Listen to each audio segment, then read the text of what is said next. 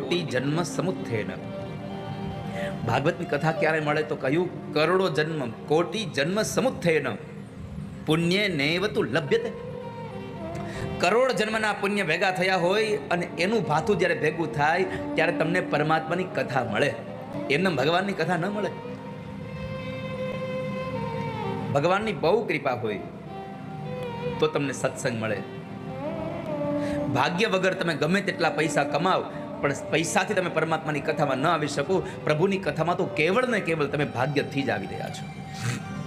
ભાગવતની કથા જ્યારે પ્રારંભ થઈ, ગંગાના કિનારેથી શબ્દોનો પ્રવાહ નીકળ્યો, યમુનાના કિનારે પહોંચે છે અને યમુનાના કિનારે શબ્દો જ્યારે જ્ઞાન અને વૈરાગ્યના કાનમાં ગયા, બંને જણા જાગ્યા છે, વૃદ્ધ થયા હતા, જાગ્યા, યમુના જળમાં સ્નાન કર્યું, ફરી પાછા તરણું બન્યા અને તરણું બની અને પોતાની માં ભક્તિ મહારાણી સાથે હજારો એવી સ્ત્રીઓ જે નદીઓના રૂપમાં હતી, જે નદીઓ હતી એ સ્ત્રીઓના રૂપની અંદર આવે છે.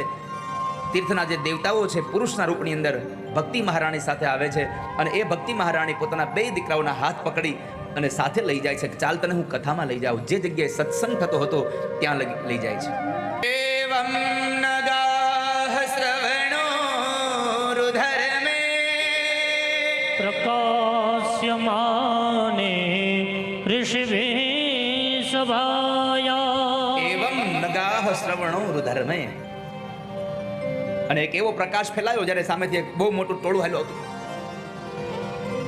યમુનાના કિનારેથી ગંગાના કિનારા ઉપર આવે છે અને સૌ ઋષિમુનિઓ જ્યારે એને જોવે છે, બધાને આશ્ચર્ય થયું. આશ્ચર્યમેકં સમભૂત